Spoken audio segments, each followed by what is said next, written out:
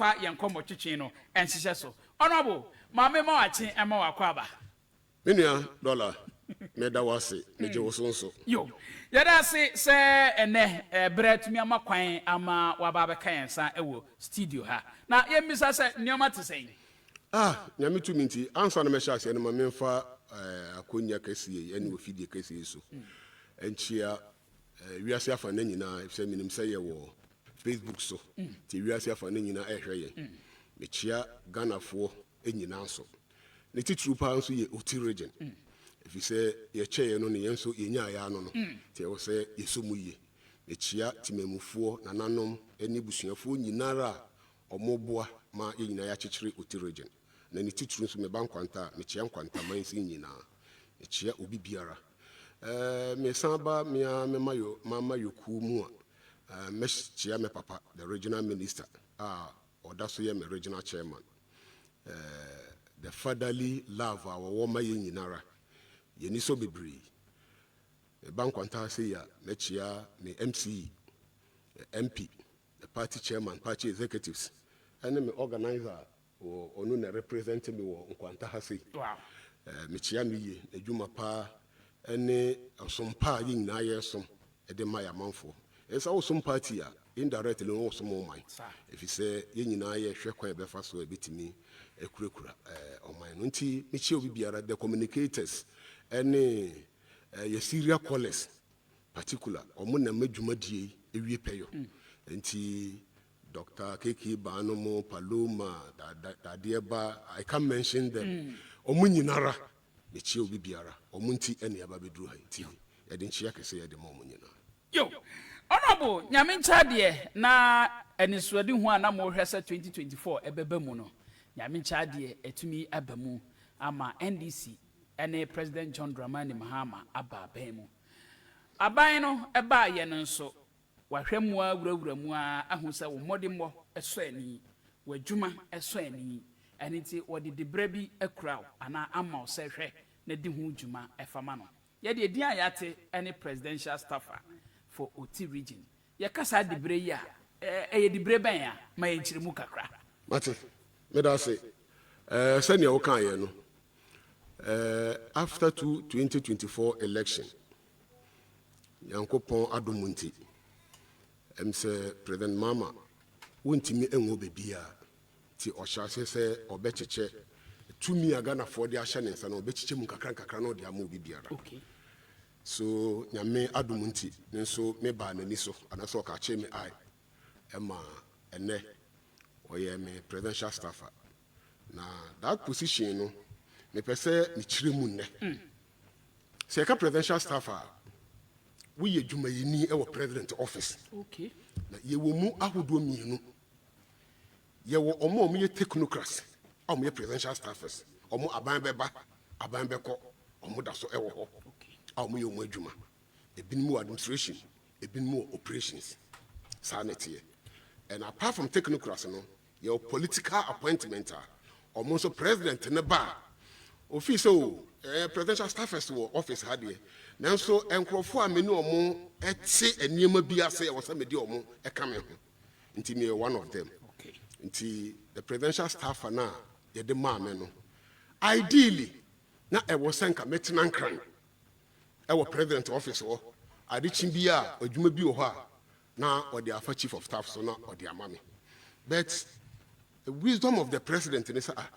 staffers no no kore ebinimu ba because a nick-up enti president bia ba dodo bi op bia no ene wa appoint even though President Mama ba no say there be me fast of staffers e bebre mefa kakra bi no o say hu say kakra na me fampo no me mo mu nyina ntena nkran e wo office ha na ade chi a o madware abotai there be e wo say me yi ebinimu a o mbekọ akotena regions no mu na a close gap between the region and the presidency.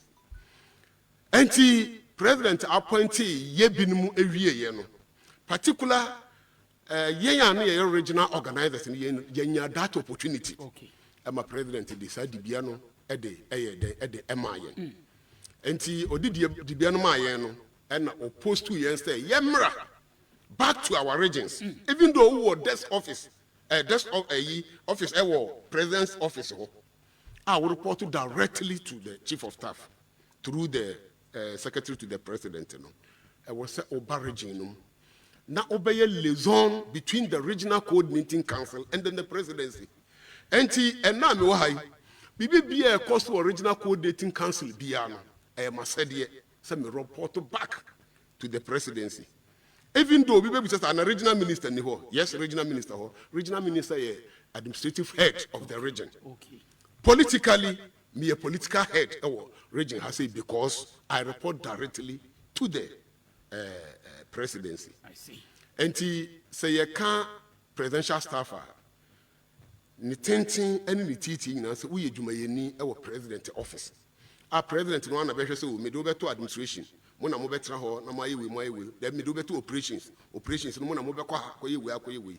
Enti me di bia no under the operations. Enu nti ene edi me aba beto Oti Regional Coordinating Council. Sa me meboa na me boa regional minister na dwumadie bia wo bia nso no na yetimi edi aboa yan. That is what the presidential staffer means. Wow. Where do you know Jumakese pao? Nye Jumaketwa.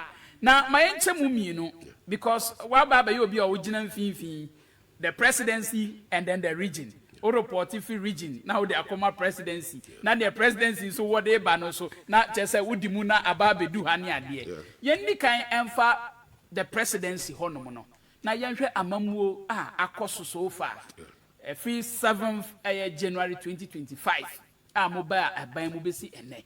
Amamuo ne te sen. Niam ekosen. Kofi. Se Emeka amamuo in general. Mamento also Emma amansan anase etiefuo anahwefo. Enti se Emeka se me liaison officer between the regional coordinating council be specifically Juma Ben na wo yenti awo liaison officer. So share my appointment letter mua enema bebre and adeso mua. But we are ready and until now we can say they be obe frame me say me wa ha me wa. In fact, with my duties and responsibilities, and it's I monitor and value the work of the MMDCs across the region. Okay. Omunyinara. Wow. Directly no me na me show mo adwuma so. E hwe say MC we and DC we near sefata no wo ya na. Because sometimes I am adding because of omunuma enye boapayo. Sometimes obi ohokora no awo kwanta.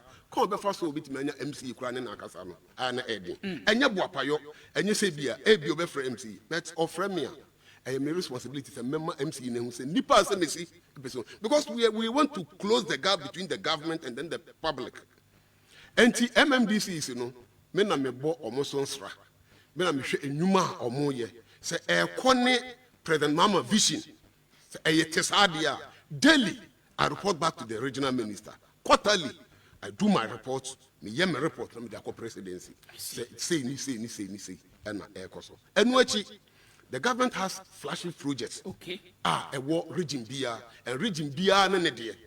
Me as a presidential staffer, me representing the office of the president. I am a responsibility. Some measure my typical example.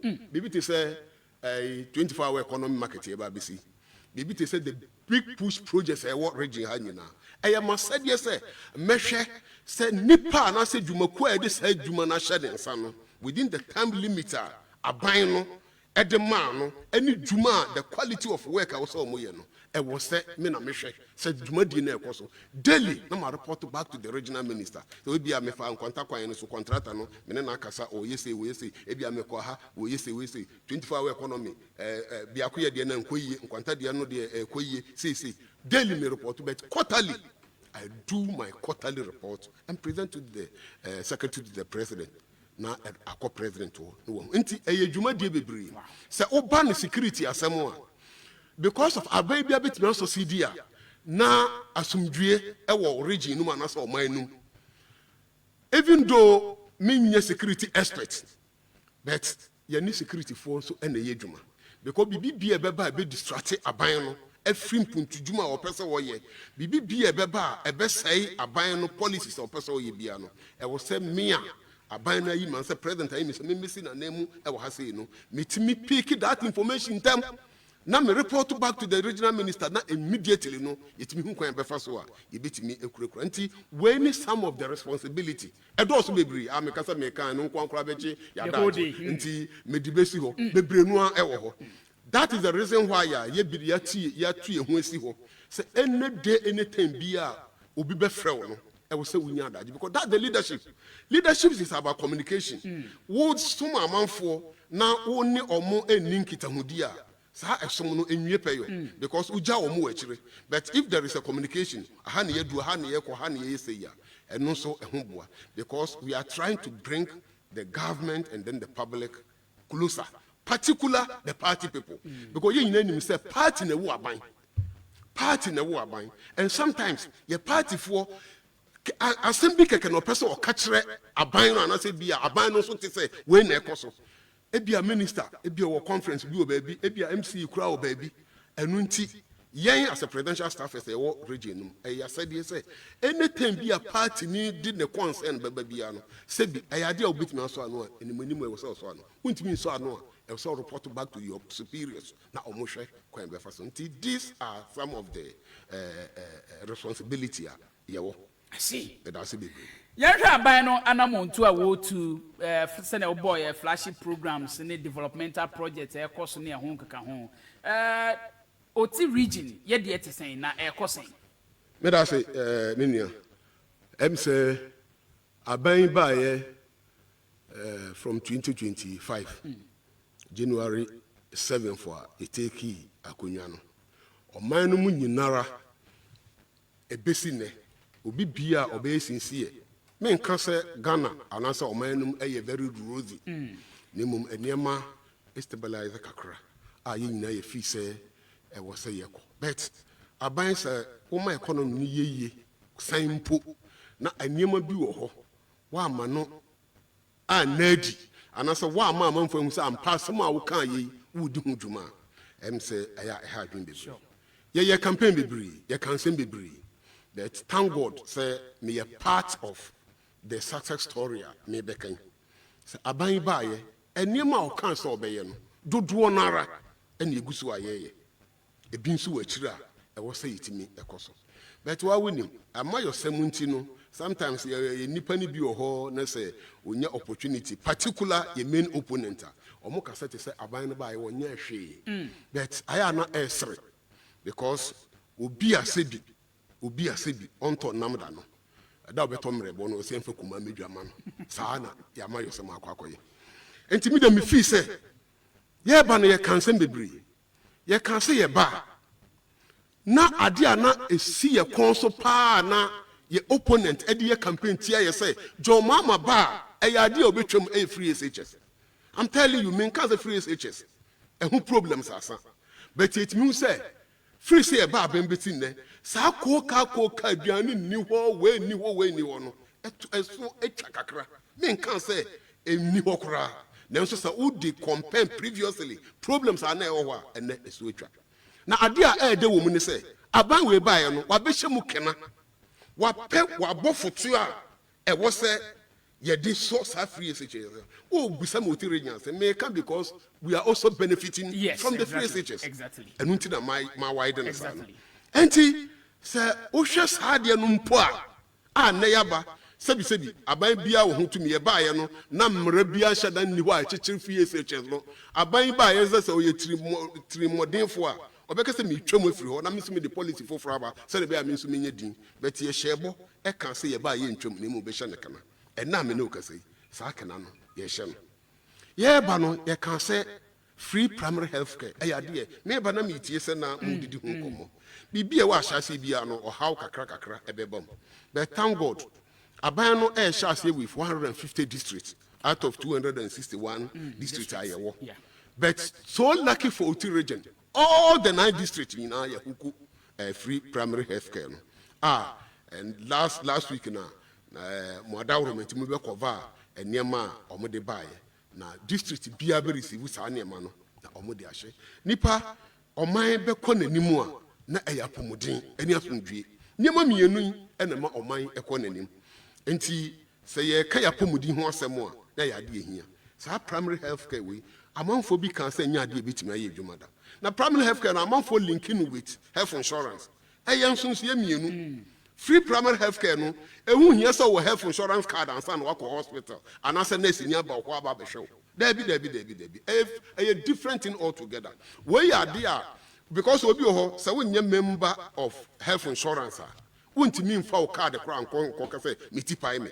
But free primary health care as my yekin. You say we are Ghanani. Because we say me Ghana card here. So we Ghana card na mean you Kofi $1 baby there. So we mean ya many neti ya hani ya wonwa ya be show. And also yeah idea a big achievement. Me feel say I was a Ghana for you na so na ye boa ye health workers no na sa dream we ya President Mama Diaba ene ya aba be dane in reality no etimi economy me nua say ye kan ye problems wo Oti Region ha say ya majority of them ye akwan because ye ka akwan a obi fi so akwan de say akwan de obi ayi kwan but the priorities aban bia ba oyi kwan no kore but yenhwe for example yen fa nkwanta da mba kwan we fa nye example me da bia me kan de bo me ho asafo say me danyankopon ase say me kan krofo a mo kan asem a ene President Mama ebaaye odi yedwuma sa kwan we from Krontan eko up to Ofosu up to Dambai me gina kro bia so kan say sa kwan we ya eda ho a eha yen edwadifo ye de obi yare na de ne ba ye wa ha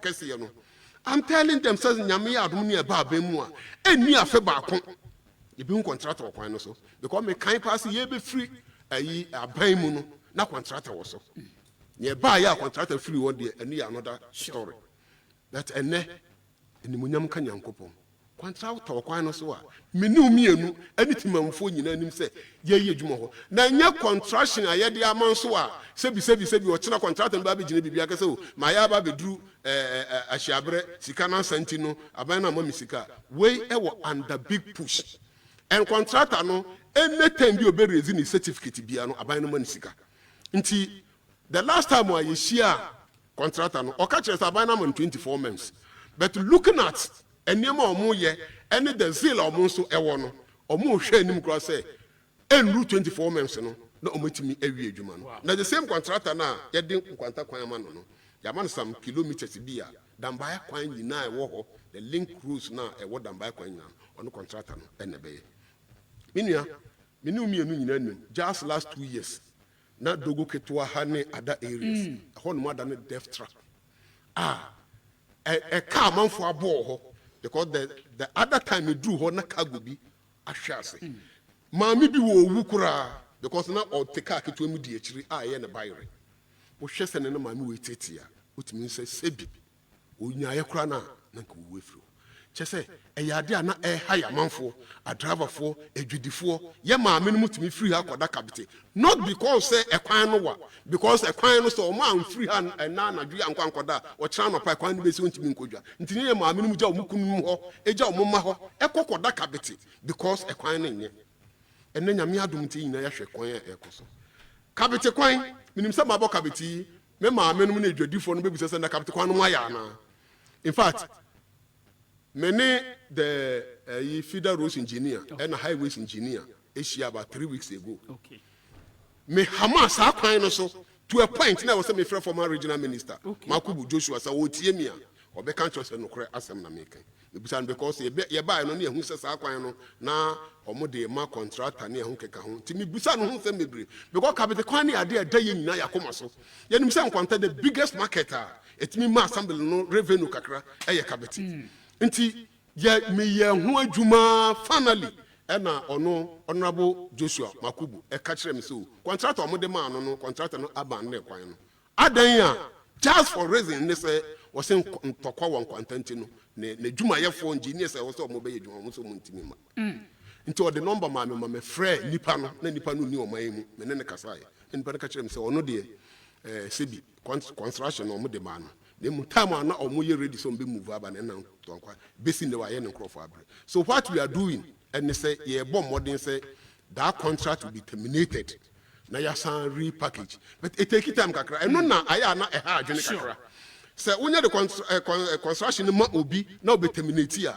It take more than 6 months and son waiting my yes ejuma no. Be capital coin from Nkwanta to Power, from Breniashi to Pusupu Bontebo. A idea a minister, any MP, and MC, yen and nothing be a bishia, I car coins in Diano, a aquanya a higher. Because we young Quanta quanya than by quanya pepes to coin in every, Nasa a coin way, going to make will be free, KJB, not or Bessianco Cavitia, or be doing Quantano could do a go junction or Bedanco Cavity, Untiminco, and T me per se me can. Say even though Jumadia can see and quanta than by quine, quanta damanco, quanta do pepesu, quantata for quine so nyafe no mobano. We are also working very hard. Say enche biano, ye bit me, aye and sakrai kakra, na kabeti, junction to kabeti. Ena brenia se pusupu eba. A horn monso no, is under construction, ye diama or baby. They be obey for bani be stories. Many regional minister kushia road minister and I say the only thing bit man some terminate appointment no I award but a bit take time kakra and no and na dia hard but me there me feel say you bit terminate no even 1 year na bit man your contract bit ma ba kwan so na ya man for ho ato no a me feel say that is the way to go so oba no under construction any development here I think say it's okay. Ye gusu ayeye. Sauba education. Schools are there be brain one yesi. Dormitories, classrooms, administration blocks. Ukobe biya koso honum. Enti the governance in the ye gusu sebi after dollar CD ni dwedie ni niam abo asem kra de nyame na wosa me betra na meka. I think say every Ghanaian is feeling the impact. I think say every Ghanaian is feeling the impact. Say I'm passing a niema abafom. I'm passing CD dollar ratio no a year. Nemum and near no the best of all the problems. And when niema be how I was say now it means solve problem. Yeah, me nche mo bi kra mfre and can sound am aka ho asem. Minim say ne so we ya ankasa ye internally mrante ne mobile kakra o mo ye disappointment o menyanya adwuma ah no e normal but ne ye kan say say you fa kwame edwuma na wo chena yemfa kwame biom Kofi wo so na beba nti definitely nkakra no and sa construction asema making personally me nka MC die me nka MP die me nka regional minister personally ubusa nkwantan kwala sebi omonye opportunity through me and omowo nkwanta damba kwa omowo bridge omoye bridge ne nkeka ho no eso ani bebre because eboama abusuafo bi nso ensan den ekọ no be minim say obi a wotie mi bi a oyekuani be kasa sule ewom se bibi ekofom de nanso ye de ye mfele de ayi no yanim de bia ye kan asoma de bia kan say you can eat your cake and have it sebi sa aban ba na o say me pese me challenge dollar ni cedi kakra bebre no a benya ho faso and kakra nso ebenya effect negative effect on it eno na ama ye maame no ye papa no mom ye kuafo almost ye banchi enye obi nto ne nkeka ho previously no so obi kuta $100,000 no de baha no to kokunte ne ehon niema no de kwa amonone no koton a obesisa cedi na bebre but bebre na onu onya no enu ye onu ne mfaso but me menfo bebre no ano ne ye bre because eniema bro no kwa na ekosoro njaba na nse da bi e so efe kwan bi so a ye be matimamfo eho ato mo kakra enu na amasa dwadie kuafo niema nto bayere nto banchi nto ne ho keka no but aban no find solution yentimi man nka wo sa aban no find solution with the Ghana buffer stock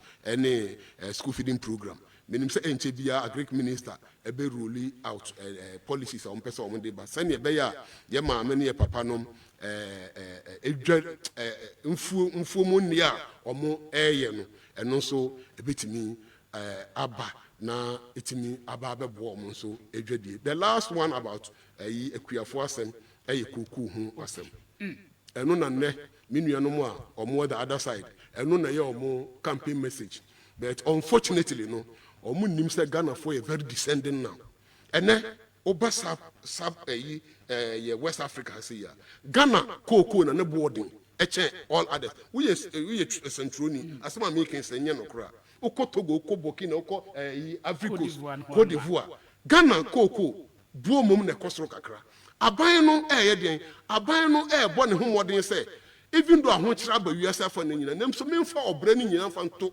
mekuafoɔ anaasɛ mekoko ɛfoɔ ɔho aban a use wisdom aban a wɔnim sɛ ɛyɛ nipa no tumi na mekuta no anytime bi ɔpɛ sɛ ɔyɛ biribi na ne timamufoɔ no ɔmo ɛheha ɔmo yɛmfa petro asɛm koraa nka asɛm ɛnɛ minim mienu nyina nim sɛ ɛnɛ sɛ yɛsɛ yɛbɛtɔ petro with the well market near ɛkokɔ so yɛwɔ sɛ yɛtɔ petro more than 18 Ghana cedis ɛwɔ Ghana ha se but ɛsan sɛ aban no wɔ wisdom na ofi sɛ daabi timamufoɔ na mensom sɛ mɛgyae matimamufoɔ abrɛ deɛ neɛ aban no ankasa sika a nka yɛde bɛbɔ ɔman no ho bra no yɛnte ho kakra ne mfa nsɔ yɛamanfoɔ ase ɛno nti na ne yɛda so tɔn petro 15 between 15 and 14 15 and 14 no na mmom aban bi baeɛ a ɔpɔn sɛ ne yɛbrɛ nyinaa no sɛ yɛbɛti petro so yɛnte so na mmom yɛsan de levis bi mom na asan toto petro no so ɛna de wɔ haw bebree ɛbɛto aban namanfoɔ so but aban wei ayɛ sɛ daabi ɛyɛ amanfoɔ no tumi ɛne yɛkuta ne yɛbɛbɛ bi a de wɔ haw bebree bɛbrɛ ɔmo bia no nti mekasa kyerɛ Oti Region Ghanafoɔ ne wiase afa no nyinaa no sɛ John Dramani Mahama led government yɛnyɛ aban a sɛbi yɛnwene timamfoɔ ho bibi bia obɛhu sɛ aban no yɛ bia no wɔyɛ for the interest of the people because nipa no ni hɔ a sɛbi aban wo ni hɔ sɛde medi kankan no yɛsɛ party ɛna wo aban hɔ am na kyekyere party timamfoɔ na kyekyere party na yɛde awo aban nti bibi a yɛyɛ bia no saa na ɛwɔ sɛ yɛyɛ no nti sɛ wobusa me sɛ aban no performance ɛne deɛn na ɛkɔ so a hwɛ the regional hospital a yɛba bɛsi just last week Minister of Health before so bɛba ne ba ɛtɔ so no mmiɛnsa yi no yɛkɔhwɛ asase a nananom de ma yɛn ɔdamba ɛyɛ over 100 acres. Wow. And I'm telling you sɛ saa hospital no ɛyɛ kuro emua initially aban dada no agyi 18 acres land ɛna nka ɛba bɛsi regional hospital so no ɛna antimi ama so but aban wei baayɛ ɛne plan a ɔmo de bɛkyerɛ yɛn no ɔmo yɛ 50 acres kora nya de ɛbɛso nti nananom ɛma yɛ over 100 acres menkan the exact number but it's more than 100 acres yɛkɔhwɛ yɛ ɛna ɔmo ayɛ ho krata nyina wia ɛnkyɛ biara no the next visit ɛm sɛ nano minister nankasa kan sɛ the next visit a ɔba Oti Region no na ɔba bɛ commission ɔba bɛ kate salt for that project na akɔ so military base asɛm a yɛka it contain more than 700 households. Wow. Military, you know. Now, when you know me can, sometimes I na me dia o kakra. Says hanya me nara air cost on, and Quanta is not benefiting from any of them because of situation and they young. Mrs. military base, you know. Regional Minister Yen Obeye Biara, and we all know him. Or you be a sebi party, no, or come. Or the president, or the chief of staff, or the minister of defense, the acting minister of Omeshia Wakamwasem. The army, my friend, army commander, or no minister, or my friend is a chief of army staff. Yeah. Eba and Chenha, and then Bishia and son of Mobesha construction. Minister ye biasen ko convince papa ne say yamfa military base no mra say ye ka say the military base ba obi fi say o nkwanta to continue there ba da bi ye ka military base a sebi eye kurom a because saa military base no bibi bia wo hia won kwanta kurom ha no ebi wom. Wow. Say hospital na oba ebi wom, say schools na opa ebi wom, churches na opa ebi wom, post office just say bibi biara ewom a mo de ayi air scripts kra aka ho. Wow. Ntina minister for say on kwanta de because of your border with Togo. Ye ka military base a ade a eba na aba bebo nkuro anasa amanya ebem no ebo omu say nkrofo yi omo prepare omo no to because military and soldier for adwuma nyina ne say bi enye say bia internally omo ye nkrofo a omo boy ho ban say ochina bi sebi manususu na so obi free Nigeria obi free Togo obi free Burkina na also oba be to ahye Oti Region and say Ghana force so a omo timi a prevent sa ade no enu timi si military camp ntimi obi nyina adwen say na ye force say military camp mbra because of ntokwa wa ha there be it's not about ntokwa. It's not about Tokwa. Now, because some military camp no bahase ya. Edim puntio ni nipa bebre no anso na besan abahase nanka abuye. But ni nyina no ya brey. Yeah, bray. And now, Menu Casey, and you feel a contract, or Mukra, or Masha, construction, I said that. Or me, Minimsa, and Che Biara, President Beba Region, officially, Abekati sought for big push and other government flagship projects. Number call, moving who Jumedia or Moyo. Bridge are some yekin. And then, Sa Bridge we, Mekan Sab and Dada Uchemuno, your Papa President. A Oti Region 4 bosses before so best story, a Flaco National, Obe make sure say. You will bridge also. Sa bridge no I wo ho no. Eye ejapade kese ya edi mpuntio enye damban ko edi mpuntio any development eno ani mpuntio any lipokuo aba Oti Region hase. Because se woni amanfo di nkomo na wutietie the kind of ayi a omowo preparation omoye a ompese omoba Oti Region ha ni mo bebre no na si omokwan ya kwan obetwen so kura kokra a obedile ni onkakam. It is a bridge way. One of the president, Saoko president, who no need Otin Komwa. I did done a commerce number 1. Yes, a bridge way. Bridge, no. Wow. And to be being you, Tama, a number for be a threatened and a former of woman as I said, no, I had a dobanch in Yankahono. President say, oh, no, and you will be a Sassia, no, be bunchy. Near Sassa Abani, ye be or the compensate to be. No more, so we are wide so per se, we still won't find some penny. And not making. Adia obi antimi amfa emfie nwotwe kura am get that document kwa no akase wa sign the contract no ye dey within 1 year aye preparation assign the contract e man ne contractor e wo ho omo ye adwuma nya fe na omo ba. The last time about 2 weeks ago mbesra regional minister omo ka kire say by next month June and July ombe sha say esi pillars e won sunum na meme bi so omo questions I didn't know omo yi bridge no a free baby asisia pantu ni se no omo 2 reasons okay be ba ko de na to asum yie pa omo kan say omo kase omo aba bridge no wo baby asisia pantu no land ya omo here space omo machines and omo adwumayefo no ebetene.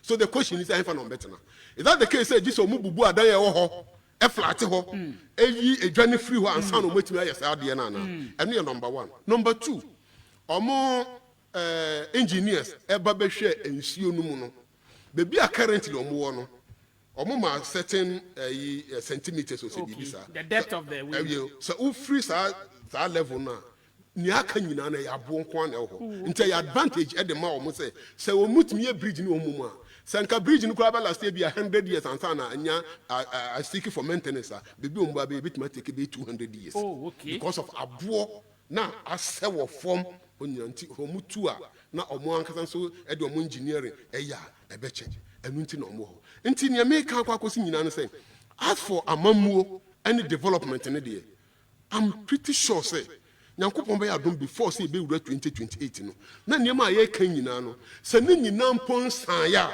menum ye no be gyatum say ampa aban we waye ne sese wo ye but na me ka no wuntimi nya ni Rosie aban oba wo ye ha say no na say hwane wo ye ha say no enti obi bia wo feel uncomfortable e wa aban ne dwuma wo ye ho obi bia wo feel uncomfortable e wo problems bia e koso na brabom ne dwuma mu no yeah we appreciate it but me pese nipa no anasa amamfo no hu say enye intentional for the good of the region and then the people enunti na aban no because ene na no me ho na soldierfo no obi a wo ye project manager no e frɛ me ka kyerɛ me sɛ ɔmo wɔ hɔ na nkurɔfoɔ bi aba sɛ ɔmo bebubu nnua ɛwɔ bebi a ɔmo yɛ soldier camp no akɔ sɛ kwaye bi kakra ho ade na mubu nnua na ɔsɛ yɛ ɔmo ankasa property ntom ba mebu nnua na regional minister wakra na me frɛ regional minister na regional minister no mo obi akwan mo obi mubu nnua saa nipa no saa no ɔmo prevent yɛ mo ntime mubu minim sɛ ɔbɛyɛ uncomfortable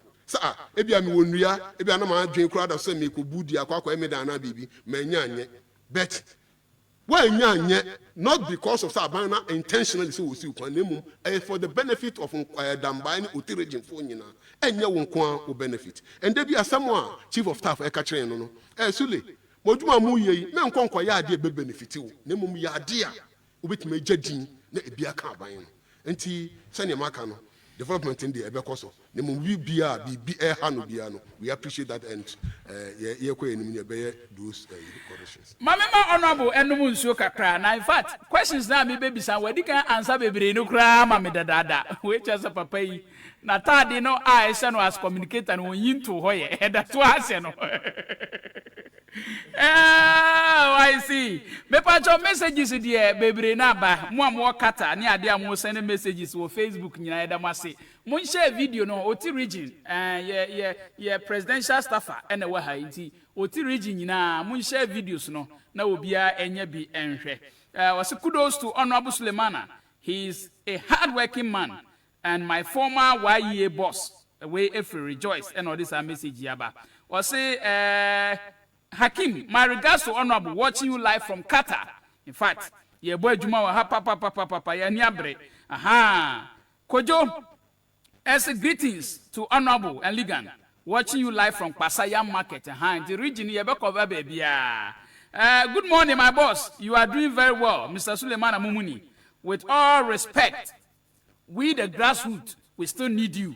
Aha, grassroots no so muda so hia opa. Ye beba ho. Ye beba grassroots side ho. Kwaba KK ban no. Also good morning. NDC is working in progress. We trust the NDC and will deliver. All right, Martin. Mr. Suleman Mumuni, may God bless you and protect you. Please, the serial callers need your help. And you, Wefi Bomi and Ni Williams, and our other message yaba. Joshua was say, I am Okoro in Nkwanta Market. We are watching you live. All right, yate. And the messages in the modi ba me who say bi mu so afe no mo chro. And at the right time back and kind na. We say NDC development is our goal by Kwabena Yibor at Bosike and also edit message we aba. We say indeed your speech is full of miracles. We free ajatum for that deba and also edit message aba. Messages ni dia fe na mode ba yen wie ye. Nkomo na e de pa. Enti munya abotre emfama yen na yebedi nkomo akoyenim. We say good morning Ligan. I thank God for his life. Honorable Sule, God bless you for your good work that you are doing for Oti Region and Mother Ghana. I know very well. I want you to send this message to the president and our MC. They should look at we the communicators and the serial callers.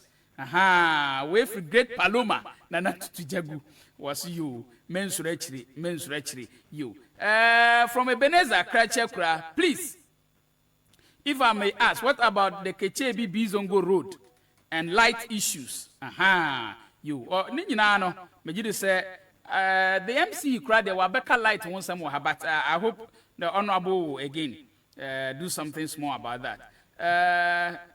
Dollar, Honorable Suleman Mumuni has spoken a lot, and my regards to him. This is NDC is doing okay. NDC okay. Message in me Richard Bunache New Market and all the about. I will look into the message again at the right time. Na afi metumi atwa so ne ade ankomo na ede mo share live on Facebook no mo share video no mo share video no mo forward ma foforo na yenyina yentumi ente asempa ekoso ewo region ni mo na yenyina yenhu fi se ne ye presidential staffer ene wa hayi a yene no edi enkomi meko back to honorable ho na yahwe with regards to projects Nibia megidi se bia ye di hu djuma no so beboa minim ORCC dan no you say it's also one of the areas office no minim say if there's any arrangement with regards to that say bit my use project and so now officially no motumi anya bia mo betina ebe befitting na ebe share region and munyam honorable ehun adwumade te sen. Thank you very much. Medasi before say me call ORCC dan no ma menka me medium. Okay. Because one of the flagship projects okay. In Ibedi Echireye okay. And the years 24-hour economic market here okay. I'm saying now contractor no by mo hande oversight man. So project ni project da president regional minister any yenya NDC for because one of the flagship campaign message they call elections. Even though we didn't mention say about BC market but a program now you see about be implemented. But in the wisdom of the government, officer say even in Mahabo, Lance's office, better need 24-hour economy. Then we need something so a bit me. I was buying no, and as I buy no control over it, and no bit me around 24-hour economy. A bema the local economy so above to, and no this our market buy. They may cancel Yamian Munyam say we done buy market, no see ye shiny Casimwa, call ye stages. Higher was stage 1, stage 2, and we done buy markets everywhere. Quanta market and the second one, the biggest among the 24-hour economy here, BBC. Wow. And regional minister any disarm market for a reason, for a purpose. And me person me share in quanta phone in abo. Na me show monson crime. Yen nara yen for ye hu enyim. Sebi contract na oba be adwuma no oba be ye japade de agyan kwanta nti ebesre obi biara office o wadwen kire owo bibia office obetimi aye na aboa na sa adwuma de na timi akoso no ade because adwa no minim sa ada no contract ni nya ekwan eka niema ewo sa market ni mu a enya sam ketwa the number of stores open and close stores school kindergarten school fire service clinic chese eniem ko chese bibiara wuhia e wa asase so edidi dwa obenya no e wo ho no but ebinum so raise concerns that adenti na aban obesi eyi dan atise anase edwa atise na ye monfa nko baby foforo nka ye nya land foforo bi na nka akoko amofo bebre aframe and enye one particular area na one particular tribe. All the tribes, all the areas, or a bit more crown on Sebi Sebo, or Moye, Timamufu, or Munye, indigenous, or Munina Fre, Ebusasa question way. But as some may catch on when say yes, more consensus is very legitimate. But unfortunately, no, because we are talking about 24-hour economy market. Who could see 24-hour economy market? Our outside Chrome, now they could see and room baby Sebi. Baby are already. Among four exist and I see there be being cause of honor. The name will be there, but the impact will be very minimal. And when assembly no, if he say, ye fast park in school no because or more I plan or more relocated school na dia ko before. Na nanom mrantie mabawa timamufu afrefre sule dwai de sanka mo de ko be foforo me pese me tena wo fidie kase so na me pe obi ara chew. The senior medical can no. Sometimes about better decision be individually be anya with it. But for the benefits and the impact of the people, no, I was saying, sir. In this 24-hour economy, I want to see you see no why. Every boy in Nara. People are saying, let's say a Forest Commission, be a judge, no, they don't know a behavior, a assembly. As far as I'm concerned, your assembly will know a hangy hole in Siho because minimum say your plan say you be assembly complex. All the government institutions in Abeho, open education service, open health insurance, open BBA, open Abeho. Just a pass off why you're moody. Yeah, they are no crowd here, a more than one. But that's what they were there, the man and getting one time. I did that, I might not come as well. Bibi na bibi. And yes, modern marketer. Na ye plan nkasa na because ye gusu aye ho adwuma enti omo ye very concerned say we dwa no bi e be disturb assembly ne ho keka ho no benim say ye koye nim no nyame adomo a sa ne mani na tubetwa but edwa ne de ye kan say obi amfa ne ho ngim ne ye nsi dwa no eye nkwantafo agapade enye individual bi agapade enu nti ye nyina mfa ye ho hyem say ye ba assembly regional ORCC a menua enna me ni ukasai. We are losing most of the government institutions because we need office accommodations. Obia nim say meni minu ekuma ya ba ya bibia edugita makulo. Apart from here say nyina ye ndisi fo no meni no so ba abusuan because ye wo no o me na fie. Oh, okay. E won kwanta. Wow. Oku school ha ko salifu na ne papa nso wa kura salifu nti. Nti on dey we kwanta ni mapa. Aka kire me say Sule. I will say ye ba na be ye sub office e Oti Region. But office accommodation. Mumpebi. Masa. Office no mo pe no so sebi enye chamber hall office no mo pe. O mo pe decent officer. Say abrofo ye ka MP a winning the status of MP. International community ko bitima ba ka say ye ba regional officer ba be hwe say dey na ekoso.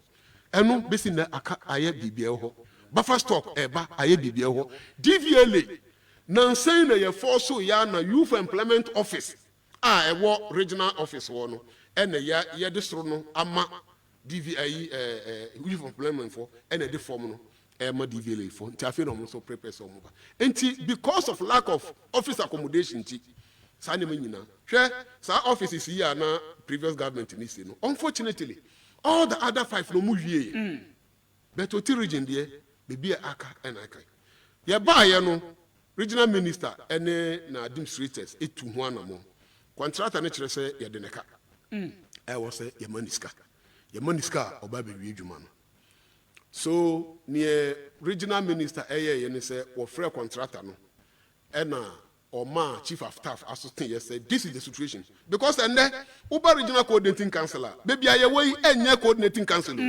assembly no e ho na we say MC no regional minister office aye ta akosra no enye regional minister office no ni fie baby regional minister fie wa oda ni fie no enye ne bungalow no aye ni nyina ya assembly ne dia enti yanso ye dwuma ho aye si aban na ne man say the president enem ade haye enti any chief of staff akasa what the contractor no so of assurance letter every aban no say aban man assurance letter then obitime gina so akoko pesika obebia na odi ababi edwuma no is over 70% completion and now no just last week in the regional because of this buffer stock we were forced to go and organize a place because no most man in Nipa Babesha office.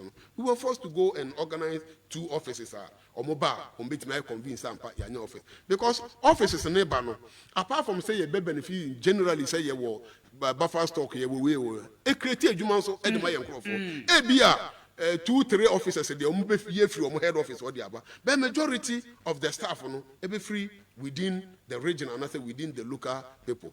Nti nyame kan kwa kwesi say as at today nyame nim and say anamo we na etu contract and so hia assurance letter every presidency and regional minister forward this information in the ama.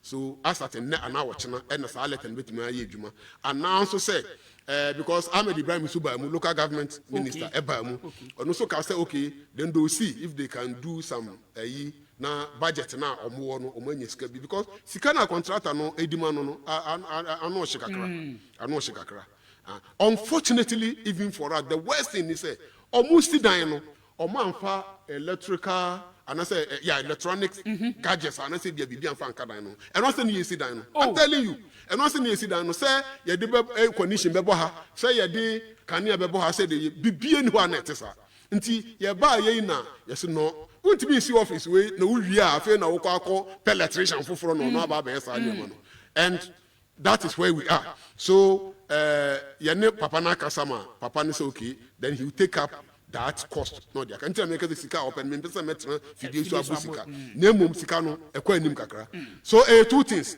either say obenya letter na o demand no say onya obetime de gina so e bi akọ bank and akọ baabi financial institutions bi akọ akonye sika and now also say local government bebam because honestly speaking me ankasa me no ti we as a staffer officer was me use no se bi me kura me nyai because baby am wo no baabi potua bi na because and that is what is available enu na wo ho nti enu ana ye di ama me and have no option than to accept it but uko me colleagues what the monarch to offices are with example we presidential staff office I me the idea uko abenchi ba ko akonya ba ko bi so unti no these are the some of the issues but so ayade ayen so yani edi akire ayade a ehaye ayade a ehia yenye but me so me fam ofidie yi so because Oti region nkwanta staff eka Oti region ho and the regional minister can say nkwanta staff is the heart of Oti region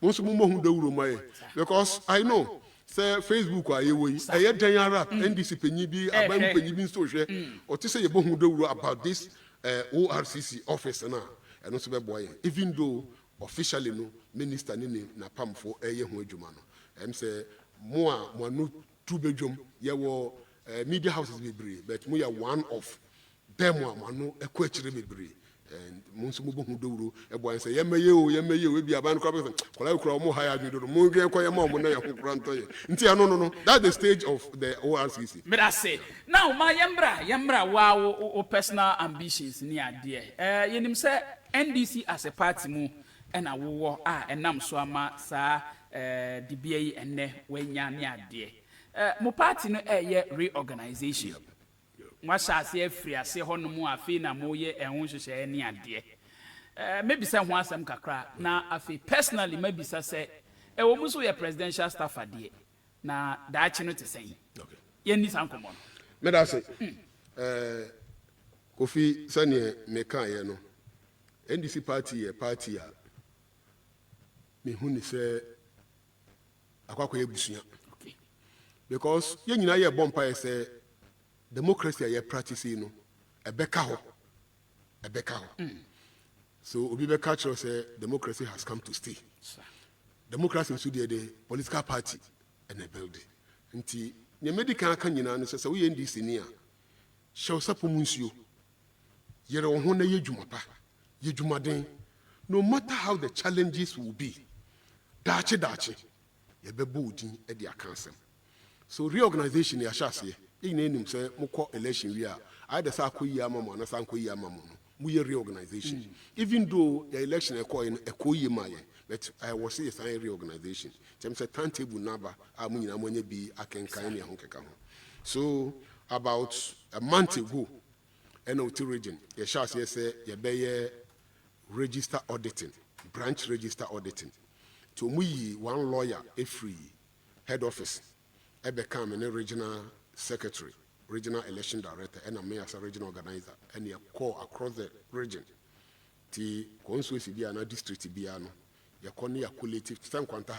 you collective 1/160 something register na ya kum nyina na ya se bibia da ne kwam because ye be chance ya kwa election internal election ye mpese ye be kwa election na Alhaji Budu announce ana Mustafa Wotiwe announce bia anybody abase na nipa we ni din ni register mu na omo pese omo ye kululu ntino mu din ya ye nyina yinim se amoyosem de e chance ya sa na eba nti aba ya all the necessary auditing awie bebia ye hu samfum so wo no ya indicate ye hu adwuma anase ye hu adwuma awie na sesi ya no currently ade ayeye and it's a branch nominations about ewo internet so ye call meeting no obi busa sa na mo soro internet asem obi nko print internet obi nko yewe internet no mo fi se bebia na me ba na me te say health insurance ni no know kan about this internet online sem on be catch say wi aso ne ko nanim enti se wo do betena fa ko no wa se o me de bebia metia na obi hu no na wi aso ne ko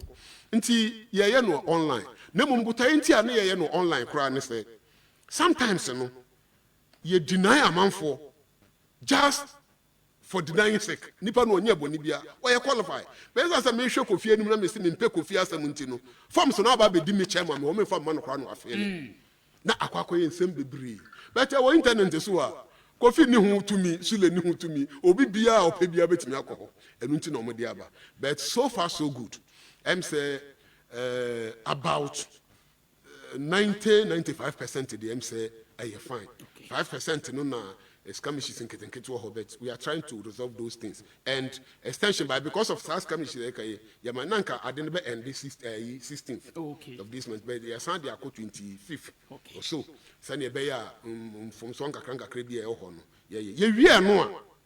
Let's just say a branch elections and also date no Ebeba. Any minimum year after 25th, no date tonight, the branch elections and Ebeba. A bansoa, Yabesha say, Yabe conducting a huye. Na ya send your make no obi bia na wo branch a wo tie mi enka hu se Suleman Mumuni regional organizer kwa Suleman benya position mo adawro manti a meye presidential staff kwa I also started from a branch 1996 na me na meye branch secretary ewo me old town wow na meye branch secretary ewo en mua sebi obuoni ni dia so edidi mpanyimfo achi ni ye di no kore e de ma party no ena di edua enti me kan we bia hye obi ankran memmu hu Bumfia, so branch secretary, branch communication officer, me a branch chairman, crowd be a mummy. There be yenina ya can't answer me bida. But some can himself favor and a say ya. Some I can't crown, Mkayanka. Into me show be uncle and say, Ye would you may party a ye danyara party ntimi satisfy will be at a time disappointment beba but me be here say obey courage na we gina sa disappointment no we free mu afi ochena obenya asempa bia ka nti branch organization there ya shase a ye branch no a ye be constituency elections wa winim amanfo asha say lazy omu boot Uba region amanfo connection amanfo nti ye hwe nim say between now up to December there ya me adomo a yet maybe all the necessary elections I was say yeko na afi ni akaye no ebe the flag bearer and then the MPs primaries. I see. Young we organizer Emma region ni nyina. Obepaso beko ani mana for now na adwuma no. I was so gina baby ogina na wo because organizer adwuma no very huge. And also na the party no banku nimdie mu because one organizing your year and na your basa. What's your future like? Me da say. Your party every organizer be the engine of the party. Exactly. Because so share NDC abekosemo a yeti NDC 1992 obi ana me fan say oye leader no so very powerful e party mu national organizer. Okay. Enunti ena na ye wo co-chairman Osha Alhaji Yusuf Ali Numo obeda someone no me co-chairman. But organizer dey na ye organizer ba ko ni control party no across. Nti organizer adwuma no na me nso empre ba ko pe ena me di secretaryship and me branch secretary in 1996. From there I'm a back on Swissy, ebedi deputy youth organizer, na me under organization. Me bedi organizer ankasa, youth organizer ankasa, na me under organization. Me call Oti Region, Eco D 2 times deputy youth organizer, na me under organization. Me bo Oti Region, ebe the first regional youth organizer, Emma NDC, na me under organization. And then the total organization ankasa ba bisi me nice. So I feel proud to say, ejuma me ye as an organizer. Aso abapa na enne NDC ewa aban mu na ye ne Ghana fo nyina take decision bitimi aboa oman no so me feel say me this experience no be ka say me kwa prebi before I don't see decision chairman secretary and no be take here the organizer on ka ho decision bia chairman no be take decision kura na opewo organizer no adwen kire wo ho ansa no take decision. So I think say nyame adom na say emre no so na ye wie ye branch ne ye constituency na se akwanya ba se ye nsanko bi mu me nyini se me tu me nan akọ position foforo. I want to maintain because me person me maintaining the dignity and the strong NDC wo Oti Region no me person me boa all the other executives on beba na itimi enya sade na yese se bi se wo nimdie obi bi ho a e wo se otimi dua sa nimdie no e wo akire mamu ansa na obi free ho a wo free ho because I said this one the strong ewo wachi na okwa adwuma wo ye nyina no ebe hwere egu enti nyame adom na akwanya ne ba I'll go back as regional organizer. Nice one. Nice one. Enkomo na ye de etiefo mo amutumu se enkomo na ye de but ma membra from kakra Honorable Suleman Mumuni as a presidential staffer nyame adom se de okan ye no o sha ase free eya nkwanta nkakra sa na wodi akwakopi bebi e wapie na ye bepese behwe nkwanta safasem ne kasa mu samutie ya mote se ne wo ka mpuntundwuma hodo a empo regional minister ne other stakeholders ebo mo ho modern senka ombe pusha brain wo nkwanta safa nanso wotwe antwe woye dan ya emfa na ni nyina ne se owo mote ye nyina ye nim ni enti a akoye din sa na oye nkwanta ba na nkwanta da na koma pon so na ye nyina behwe se sa de ba ya enam so ama ye nyina ye titi ye high ama nkwanta esan yakọ n'echi ye be free mu na yakọ nimu no wakoye nkwanta bayi edien na obeka afa ho meka nkwanta asumdue nkwanta mpompanso yakọ akodu ewa ho hiahia mu yi kwan ben na ebefa so afiri mu na ye nyina yatumi akọ nimu ona busule ye ni sankomo yi me da say nenu Kofi se ekoba no nkwanta asumdue ne tibia ye mu ya they come with emotions and the kasa okay because a hammer and sometimes me share them esu because of ne air koso e won kwanta ye binumu ye ni bebi ako Kofi ubeje di se me maame owo me ye wo no nkonta kurom ha wow and me maame ne nam 90s me maame ne age oni nam around 90s be ye wo no kurom ha wow ya wo me maame mfiri baby e na obetena kurom na makase bia me maame atena nkwanta 80 years 90 years da bi ye wo me nana wo me maame e wo kurom ha so you can imagine wow Sule ni na busua ye san wo baby e kan kwanta ho eni baby akan kwanta ho ya hwere niema bebre ya hwere niema bebre ena no na me consul secretary ete ha no ka na I was monitoring you yes I won't cry yes I wept because ya but Kofi na me pese ya manfo etiefo enkwantafo nananom eni obi bia nkwanta da nakoma no se obie ni ho befiri baabi aba be nkwanta yedi ama ye se ya ye ho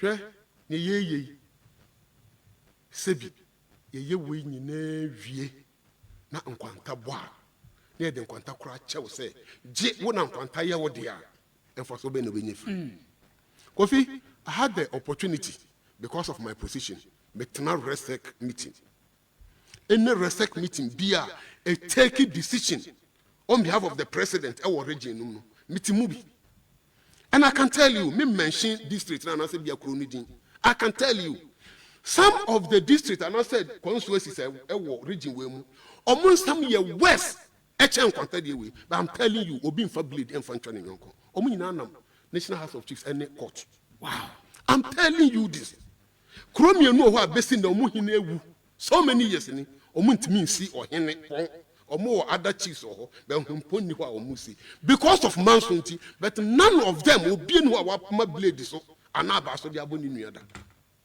omu court wa na omu nam ye kone edi na anya oda wakwa ya appeal ye kone edi na anya oda omu asumdue eye omu adwuma ene jasikan enye university aka training college a omu university enu su university.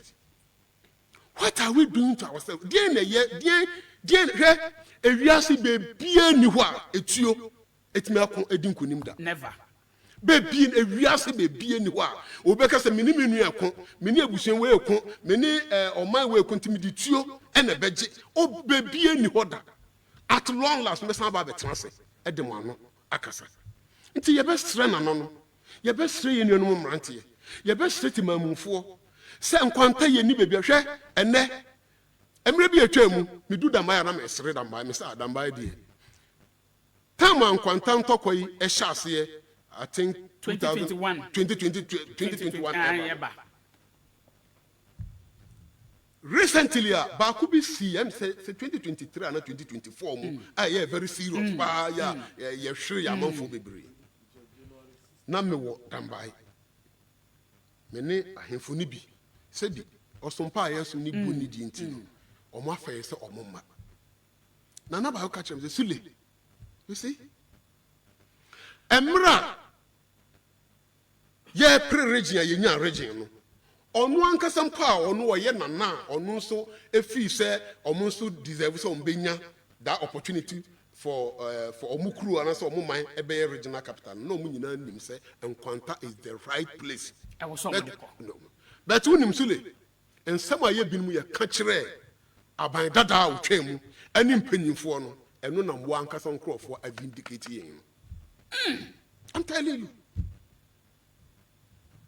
And we have lost a lot.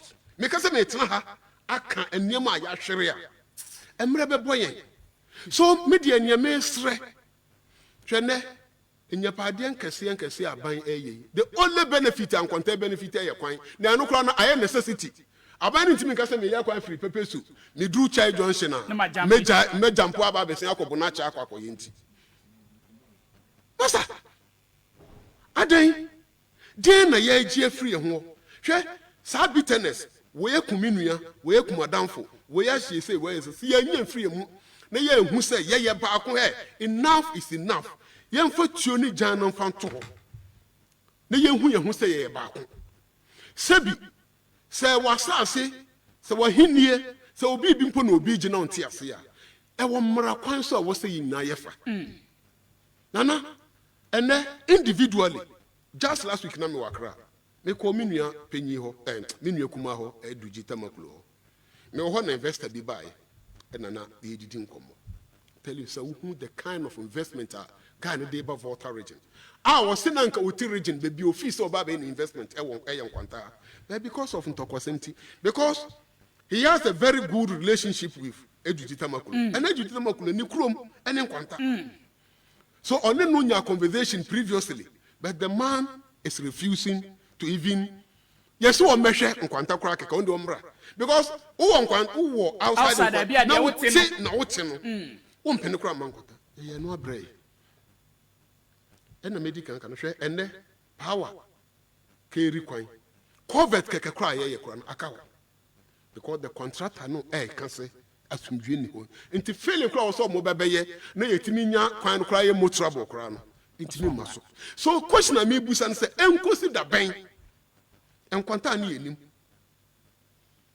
ɛna sɛbi yɛn nyinaa yɛwo yɛn ɛwɔ nkwanta anasɛ ɛwo yɛn obeebi ɛne ɛba nkwanta yɛn nyinaa yɛnim sɛ saa nsɛm yi ɛnyɛ nnɛ nana ɛwɔ hɔ ɛda hɔ dada bɛt ne yɛhu nananom sɛ ɔmo nyinaa yɛ baako deɛn na asi deɛn na aba nti yɛbɛsrɛ me deɛ sɛnea medi kanka no timamufoɔ adaworoma nananom adaworoma ɛna me partyfoɔ gyidi a ɔmuwɔ me mu ɔmo apue me akɔ akɔduru baabi and any decision a aban no bɛteki from nkran any decision a aban no bɛteki wɔ dambae no I had the privilege to so be there.